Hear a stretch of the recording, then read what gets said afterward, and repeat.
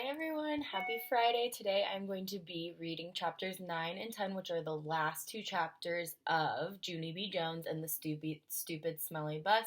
But starting next week on Monday, I will start posting chapters of the next book in the box, which is Junie B. Jones and A Little Monkey Business. So today we're going to finish Stupid Smelly Bus, but check back on Monday and we will be starting a little bit of monkey business. All right, here are chapters 9 and 10.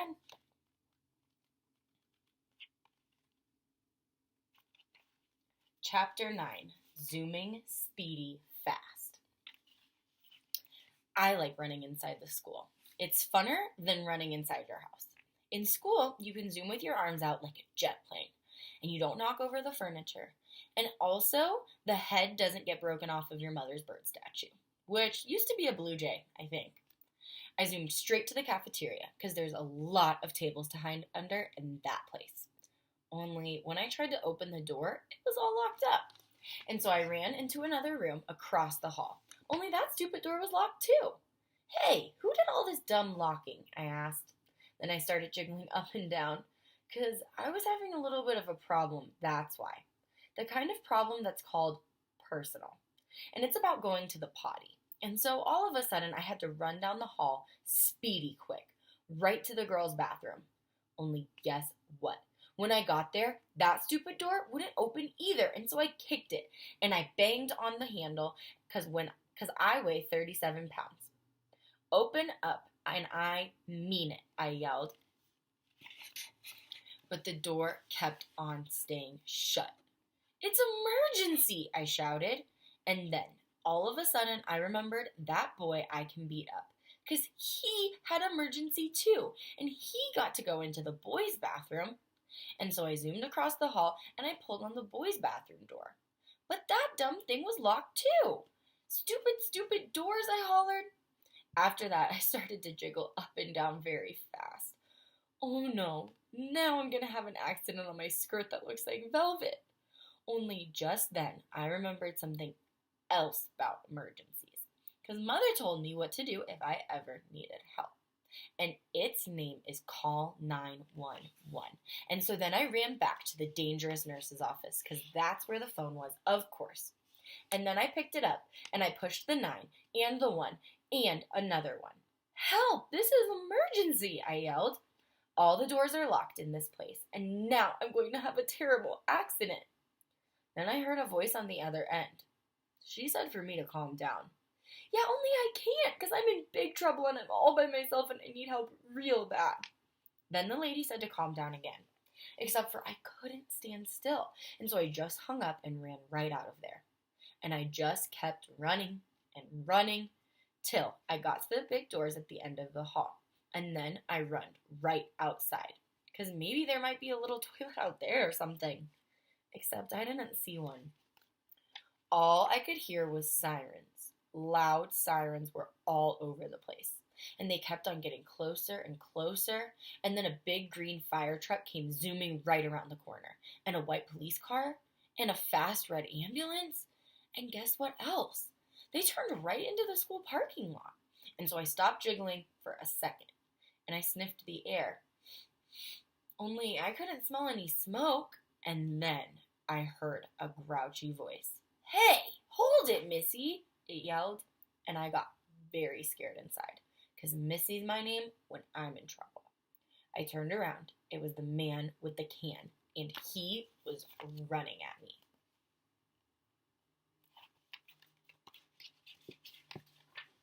Hold it right there, he hollered again, and then I started to cry. Yeah, only that's the trouble. I can't hold it, I said. I already hold it all I can, and now I'm having an emergency, and all the bathrooms are locked, and now I'm going to have an accident very quick. And then the man with the can didn't look so grouchy anymore. Well, why didn't you say so, sis? He said. Then he pulled a big bunch of keys out of his pocket, and he grabbed my hand. And then him and me zoomed back into the school, speedy fast. Chapter 10, Me and That Grace. The man with the can unlocked the girls' bathroom for me, and I ran right in there. And guess what? I made it. That's what. I didn't have an accident on my skirt that looks like velvet. Whew, that was a close one, I said. Then I washed my hands at the sink, and I looked in the mirror, and the gold star was still on my forehead. It looked very beautiful up there. After that, I went into the hall, and the man with the can bended down to me. "Everything okay, sis?" he said, and I nodded my head. "I holded it," I said, very happy. Then all of a sudden, there were lots of people running at us. There were firemen and policemen, and there was a tall lady rolling a bed on wheels. "Hey," I said to the man with the can, "what happened? Did somebody get run over in here or something?" Then I saw Mrs. and Principal and Mother. They were running at us too. And then Mother bended down and hugged me very tight. After that, everyone started talking at once, and nobody was using their quiet voices, and nobody was smiling either. Principal started asking me a jillion questions. Mostly they were questions about hiding in the supply closet. "I'm a good little hider," I told him. Principal acted a little bit grumpy. He said I wasn't allowed to do that anymore. "When you go to school, you have to follow the rules," he said. "What would happen if every boy and girl hid in the supply closet after school?" "It would be very smushy in there," I said. Then he made his eyes frowny. "But we wouldn't know where anyone was, would we?" he said. "Yes," I said, "we would all be in the supply closet." Then Principal looked up at the ceiling, and I looked up too, but I didn't see anything again. After that, Mother looked at my Band-Aids. "Did you hurt yourself?" she asked. And so I told her all about the dangerous nurse's office, and then I showed her the nurse's purple sweater, and she made me give it back. After that, everybody started leaving.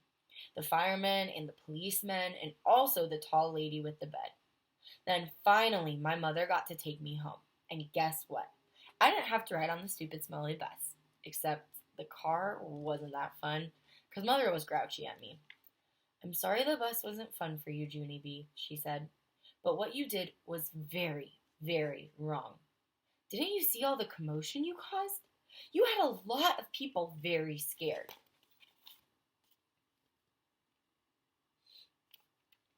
"Yes, but I didn't want chocolate milk poured on my head," I explained to her. "That's not going to happen," growled Mother. "And you can't just suddenly decide for yourself not to ride the bus. Hundreds of kids ride buses every day. And if they can do it, you can do it too." Then my eyes got wet again. "Yeah, but there's meanies on that thing," I said all sniffly. Then Mother stopped being so growly. "What if you had a friend to ride with?" she said. "Your teacher told me there's a girl in your class who will be riding the bus for the first time tomorrow. Maybe you could sit together. Would you like that?" I made my shoulders go up and down. "Her name is Grace," said Mother. "Grace?" I said. "Hey, I know that Grace. I learned her today." And so when we got home, Mother called that Grace's mother. And then they talked. And then me and that Grace talked too. I said hi, and she said hi. And she said she would sit with me. And so tomorrow I get to take my little red purse on the bus, and I get to put it on the seat next to me so nobody will sit there. Nobody except for that Grace, of course. And then she and me might get to be buddies, and we can hold hands, just like me and Lucille. I will like that, I think. And guess what else? Tomorrow, I think I might like yellow a little bit, too. The end. I hope you all like Junie B. Jones and the stupid smelly bus. If you want, you could comment your favorite part in the comments on YouTube below so that I can read what your favorite part was. And on Monday, I will be starting to read Junie B. Jones and A Little Monkey Business, so make sure you check back then. Bye!